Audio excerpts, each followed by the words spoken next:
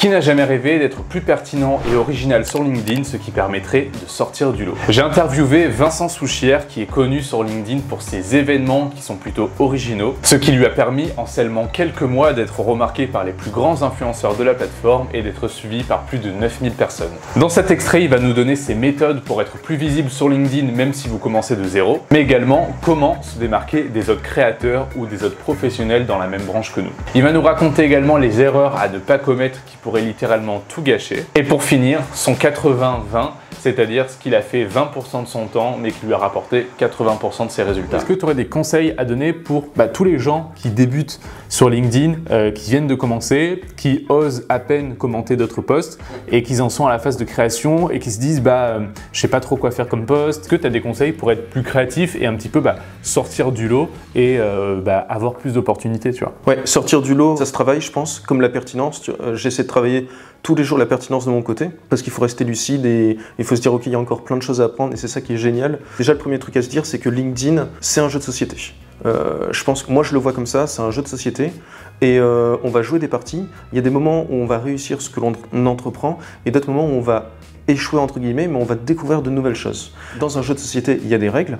Là, c'est un peu le Jumanji du réseau social, c'est-à-dire qu'on va jouer en découvrant les règles et on va se dire ok, mais c'est quoi alors le process à mettre en place? Déjà, il faut commenter, la première étape à mon sens, liker, interagir, démystifier le truc, mieux comprendre et baigner dedans, créer des liens avec les gens qui sont sur LinkedIn.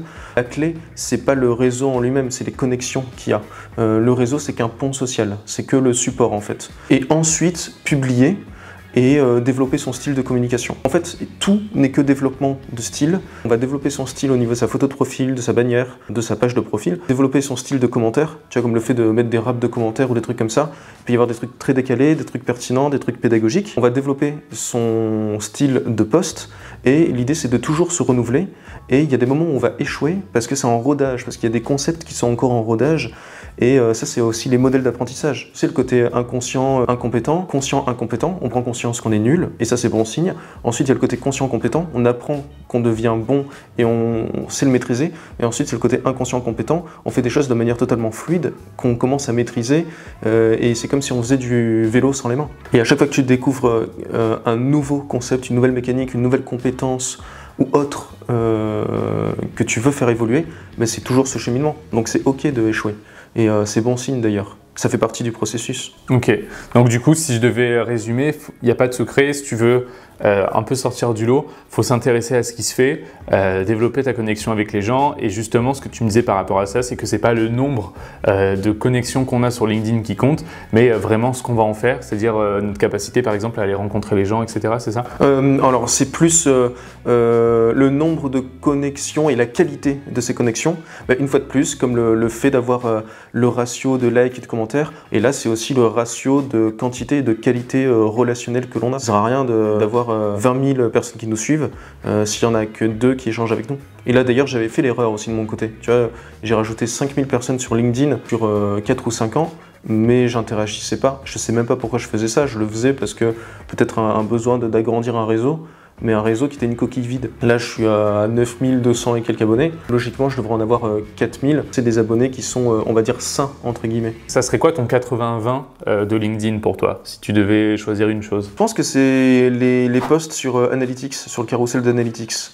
Parce que là, je parlais de quelque chose qui avait de l'importance d'un point de vue compétence professionnelle, qui m'a apporté le plus de valeur. Et les 80-20, je dirais que c'est les posts spécifiques, des posts un peu plus techniques. Il y a moins de visibilité, mais par contre, il y a des échanges qui sont plus, on va dire, profonds techniquement. Je suis trop content que tu dises ça, Vincent. Ça permet de souligner, tu vas me dire ce que tu en penses. Oui. Souvent, je pense, l'erreur de beaucoup de gens sur LinkedIn, c'est de vouloir faire que du reach, ou de eux-mêmes à leur tour juger des gens par rapport au reach qu'ils font. C'est-à-dire que des fois, ils vont pas penser que quelqu'un qui fait 30, 40 ou 50 likes paraît entre guillemets risible par rapport à plein de gros créateurs. Ça te permet de rencontrer des gens, même d'avoir des clients, d'avoir des prospects, etc. Mais en fait, c'est surtout que, comme tu viens de me le dire là, ça dépend entre guillemets comment ton post est profond. Et un post profond, ça ne veut pas dire forcément un post compliqué, mais à qui est adressé ton post. C'est justement ça qui est bien, parce qu'en fait, tu vas toucher que des gens qui veulent ce sujet précis et tu vas pas forcément, j'imagine que tu n'as pas fait des centaines de likes peut-être sur ces genres de posts. Je dois en faire peut-être 60. Voilà. Mais du coup, c'est les posts qui t'ont aidé à rencontrer des gens et à développer le plus ta visibilité, contrairement aux posts où tu as fait du reach, mais cela sert juste à amener des nouvelles personnes. Oui, c'est ça. C'est ça. Et puis l'idée, c'est de se dire, quand on poste, faut pas se dire ah ben je vais poster parce que si, parce que ça. Non, je poste parce que ça me tient à cœur à ce moment-là. Par exemple, la cartographie des métiers du web, bon, c'était un gros travail, j'ai mis peut-être 6 heures à faire le truc, mais je l'ai fait parce que ça me tenait à cœur. Je savais pas si j'allais faire 2 likes ou 2500. Et pareil pour les posts d'avant. Il y en a qui vont marcher, d'autres non. Est-ce que tu n'aurais pas été un peu deg de faire 2 likes pas après 6 heures de travail? Non, parce que ça m'aurait toujours servi, parce que je l'aurais utilisé pour des contenus pédagogiques. D'ailleurs, je l'utilise pour des contenus pédagogiques. Et à chaque fois que je crée quelque chose, ce truc-là, même 3 mois après, je vais me dire « Ah, mais en fait, il y a des connexions avec d'autres trucs, avec ci, avec ça. » Et en fait, le fait de passer à l'action sur des projets et de rendre des projets de l'abstrait au concret, ça permet de déclencher de nouvelles opportunités. Je me dis toujours ça. Je me dis toujours « Est-ce que si je fais ça, ça va apporter quelque chose demain ?» Et le fait de faire ça, bah, tu te retrouves là à faire une vidéo, alors qu'il y a 6 mois en arrière, j'aurais été incapable de savoir où est-ce que je me trouve à l'heure actuelle.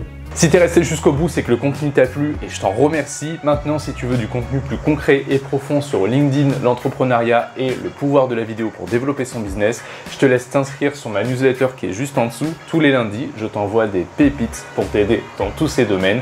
Abonne-toi pour ne pas louper le prochain email et je te dis à bientôt.